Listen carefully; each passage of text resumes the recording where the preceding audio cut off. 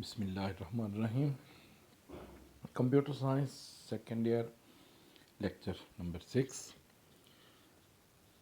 First chapter हमने start किया हुआ है, डाटा और इंफॉर्मेशन से रिलेटेड है, डेटाबेस से का पहला चैप्टर है।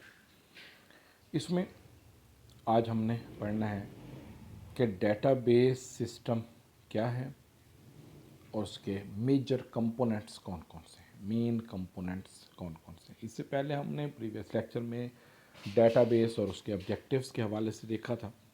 तो इसमें डेटाबेस सिस्टम और कंपोनेंट्स ऑफ डेटाबेस सिस्टम को हमने फर्दर इसमें देखना है। तो फर्स्ट इसमें देखें कि डेटाबेस सिस्टम क्या है।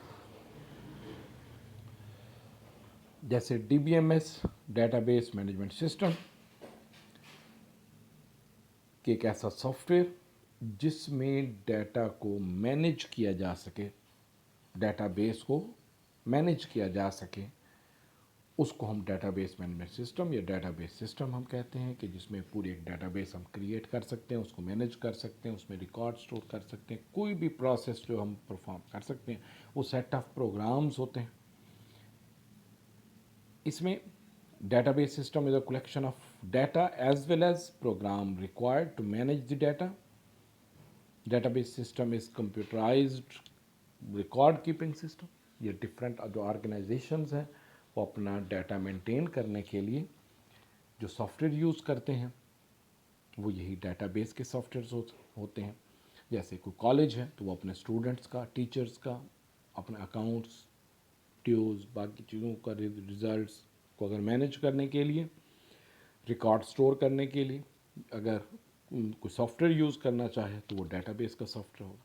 इसी तरह डिफरेंट बैंक्स में, डिफरेंट शॉप्स के जो स्टॉक के सॉफ्टवेयर्स बने होते हैं वो यही डेटाबेस के सॉफ्टवेयर्स होते हैं। तो डिफरेंट टाइप के जो डेटाबेसेस दुनिया में अवेलेबल हैं, उनको उन डेटाबेसेस को मैनेज करने के लिए जो सॉफ्टवेयर यूज़ किए जाते हैं उनको हम क्या कहते हैं, डीबीएमएस या डेटाबेस मैनेजमेंट सिस्टम या database system. The main purpose of this system is to maintain data and provide it to the user when it is required. इसके कंपोनेंट्स में क्या क्या डेटाबेस, एक पूरा जो डेटाबेस का एक सिस्टम है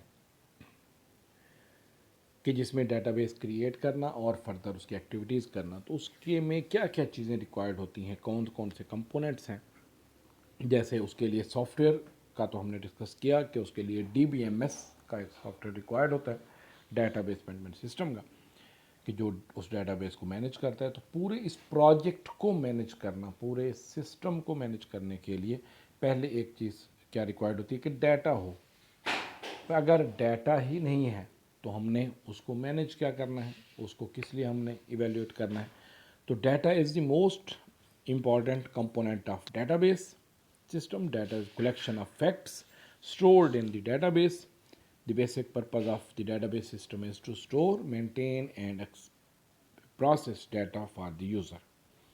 कि डाटा का होना उसमें ज़रूरी होता है कि डाटा होगा तो ही हम उसको फर्दर प्रोसेस कर सकेंगे, कि डाटा हम मेंटेन करते हैं, स्टोर करते हैं या उसको फर्दर प्रोसेस करते हैं। एक ऑर्गेनाइजेशन का बेसिक वो तीन चीज़ें जैसे पहले बताई थी, कई दफ़ा उसमें ज़िक्र हुआ कि हार्डवेयर, सॉफ्टवेयर, डाटा, तो उनमें से तीनों में से सबसे जो इम्पोर्टेंट होता है वो क्या होता है, डाटा। तो डाटा को स्टोर करना, उसको कलेक्ट करना, स्टोर करना, उसको फर्दर प्रोसेस करना, उससे इंफॉर्मेशन लेना, तो ये बेसिक पर्पज़ होता है। सेकंड इसमें जो पॉइंट आ जाता है वो है हार्डवेयर का। हार्डवेयर अगर हैं तो ही डाटा प्रॉपरली मेंटेन हो सकेगा। यानी अगर फॉर एग्ज़ाम्पल आपके पास डाटा तो है मेंटेन करने के लिए, कंप्यूटर नहीं है। अब कंप्यूटर नहीं है तो उस डेटाबेस को बनाएंगे, इंस्टॉल किस चीज़ पर करेंगे। भी डेटाबेस का सॉफ्टवेयर है, जब तक हार्डवेयर नहीं होगा तो आप उस पर पूरी तरह वो ऐसे परफॉर्म नहीं कर सकते। तो हार्डवेयर में कौन कौन से आ जाते हैं, the physical components of computer system are called hardware. The hardware is used to perform different task such as input, output, storage and processing. इसमें secondary storage devices, input output devices, processor, main memory, यानी उसमें computer का जो उस database system से related हो, जो उस रिक्वायरमेंट के मुताबिक कंप्लीट उसको कंप्लीट उन रिक्वायरमेंट के मुताबिक होना चाहिए सिस्टम, कि अगर बड़ी हैवी डेटाबेस है तो उसके लिए सर्वर रिक्वायर्ड होगा बेसिक उसमें, या कम उसमें डेटाबेस है तो उससे रिलेटेड जो कंप्यूटर या जो इनपुट आउटपुट डिवाइसेस रिक्वायर्ड होंगी, मेन मेमोरी जितनी रिक्वायर्ड होगी वो लाजमी उसमें उतनी होनी चाहिए होगी, तो फिर जो है वो हमारी हार्डवेयर की रिक्वायरमेंट पूरी होगी। जैसे बाज़ सिस्टम के अंदर बार कोड सिस्टम यूज़ किया जा रहा है, तो उसमें वो डिवाइस इनपुट के लिए बार कोड स्कैनर का होना ज़रूरी। तो इनपुट आउटपुट के लिए जो प्रिंटर है उसकी डिवाइस, या जो भी प्लॉटर पर प्रिंट करना है तो प्लॉटर, तो जो भी इनपुट आउटपुट डिवाइसेस हैं वो भी इसमें होनी चाहिए। सेकेंडरी स्टोरेज डिवाइस में आम रूटीन में तो हार्ड डिस्क यूज़ की जाती हैं, इसके अलावा और भी यूज़ की जा सकती हैं कुछ डिवाइसेस, जैसे फ्लैश डिवाइसेस हैं,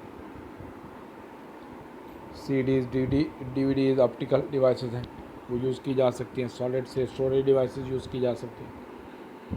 तो इसमें स्टोरेज हमारी रिक्वायर्ड, जितनी उसमें मेमोरी रिक्वायर्ड होगी उसके मुताबिक हमने स्टोरेज की फैसिलिटीज़ में मेंटेन करनी है। सेंट्रलाइज स्टोरेज करनी है या हर कंप्यूटर पर स्टोरेज देनी है, तो उसके हवाले से हम देखते हैं। हार्डवेयर के बाद तीसरी इसमें जो कंपोनेंट है वो है सॉफ्टवेयर।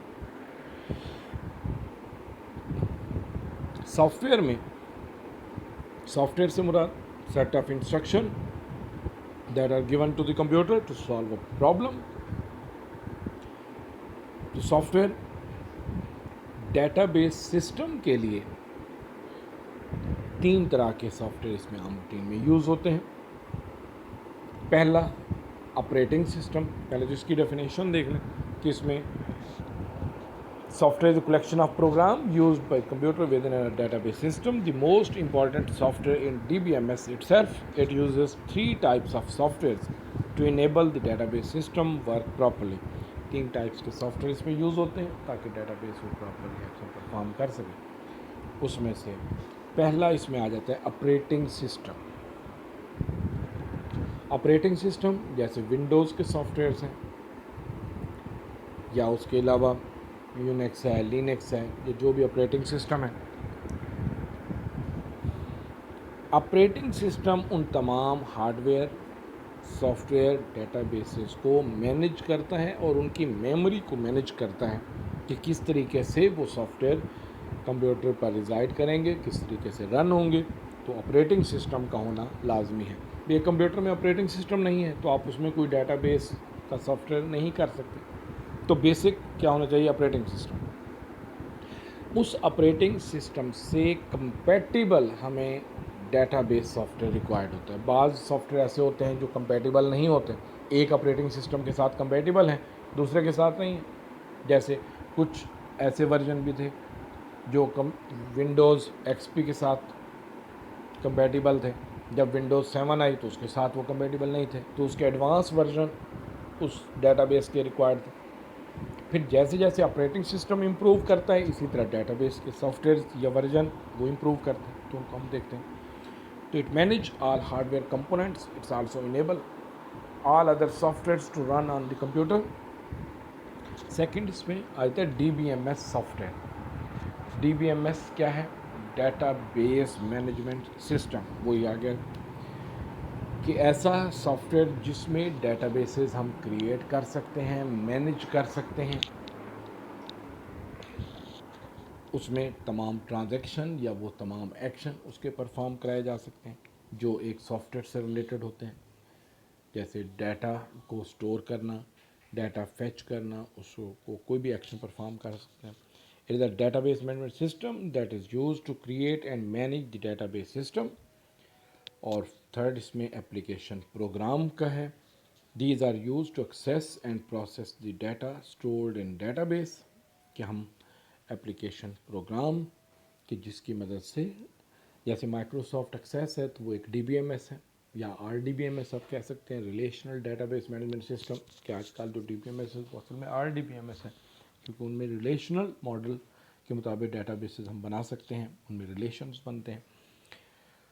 तो इसमें एप्लीकेशन प्रोग्राम जिसकी मदद से डेटाबेस का डाटा व्यू किया जा सके, क्योंकि बैक एंड फ्रंट एंड का हमने कंसेप्ट पढ़ा था कि बैक एंड पर डेटाबेस होती है और फ्रंट एंड पर एप्लीकेशन प्रोग्राम्स होते हैं, जिसकी मदद से डेटा बेस तक डाटा हम स्टोर करते हैं या उससे रिट्रीव करते हैं या जो भी प्रोसेस करना है। तो एप्लीकेशन प्रोग्राम होने चाहिए, तो ऑपरेटिंग सिस्टम हो, डेटाबेस हो यानी DBMS हो, और एप्लीकेशन प्रोग्राम।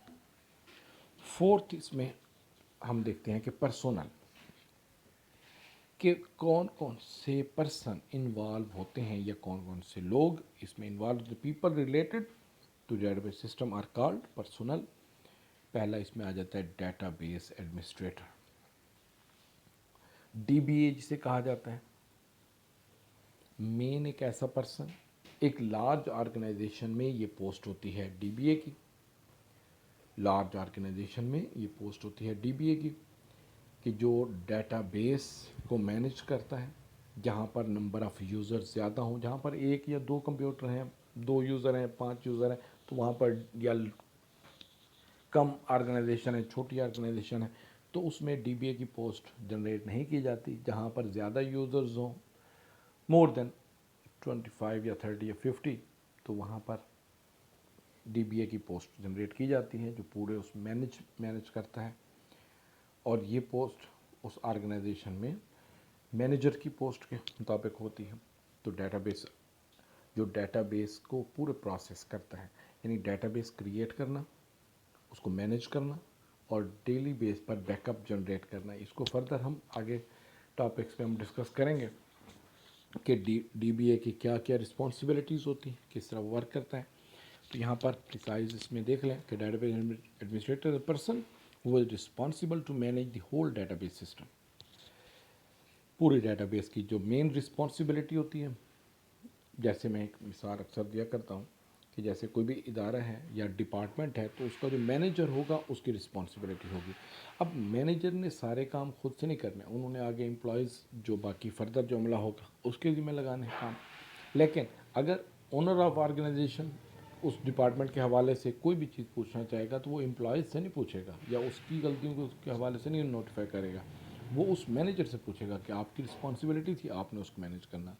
तो इस एप्लीकेशन प्रोग्रामर, जो एप्लीकेशन प्रोग्राम्स यानी जो फ्रंट एंड पर सॉफ्टवेयर यूज़ होते हैं डेटाबेस में से डाटा एक्सेस करने के लिए, उनको जो यूज़ किया जाता है, तो उसको एक्सेस करने के लिए जो इसमें सॉफ्टवेयर्स हैं, एप्लीकेशन प्रोग्राम्स हम यूज़ करते हैं। इसमें वेब पेजेस हो सकते हैं या कोई विजुअल उसमें सॉफ्टवेयर हो सकता है इसमें।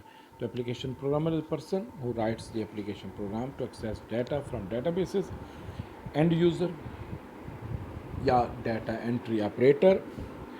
डाटा एंट्री ऑपरेटर हो या एंड यूज़र हो, एक ऐसा पर्सन कि जो डाटा को स्टोर करे,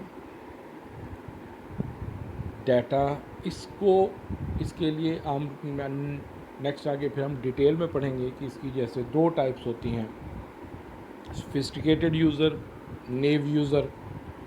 तो उसमें आम रूटीन में ये नेव यूज़र होते हैं कि जिनको डेटाबेस के बारे में पता नहीं होता कि डाटा कहाँ स्टोर हो रहा है, कैसे स्टोर हो रहा है। इनको एक एप्लीकेशन प्रोग्राम बनाकर दे दिया जाता है ताकि, और उसमें different buttons, different icons, different उसमें मेन्यूज़ बना कर दे दिए जाते हैं कि जो एक्शन परफॉर्म करना है जस्ट आप क्लिक करेंगे वो एक्शन परफॉर्म हो जाएगा। तो इसमें the users end users are the person who use application program to perform different operation on the database. ये डायरेक्टली डेटाबेस को हैंडल नहीं कर सकते, इनको एप्लीकेशन प्रोग्राम बना कर दिए जाते हैं, उसमें डिफरेंट फॉर्म्स ओपन करके उसमें ट्रांजैक्शन करते हैं, डिफरेंट बटन्स या मेन्यूज़ पर क्लिक करके उसके रिपोर्ट्स व्यू कर सकते हैं। ठीक, तो इसमें कौन कौन से ये पर्सन हो सकते हैं, अलग से कंप्यूटर ऑपरेटर्स या डाटा एंट्री ऑपरेटर्स भी रखे जा सकते हैं, कोई क्लर्क हो सकते हैं, मैनेजर्स, डायरेक्टर्स या मुख्तलिफ और जो उस सॉफ्टवेयर को यूज़ कर रहे हैं डाटा एंट्री कर रहे हैं या उसको प्रोसेस कर रहे हैं, तो उनको हम क्या कहते हैं, एंड यूज़र्स। तो यहाँ तक ये टॉपिक इसमें कंप्लीट था। फर्दर फिर हम आगे जो टॉपिक आएंगे नेटवर्क मॉडल को, उसको हम डिस्कस करेंगे। ओके, अल्लाह हाफिज़।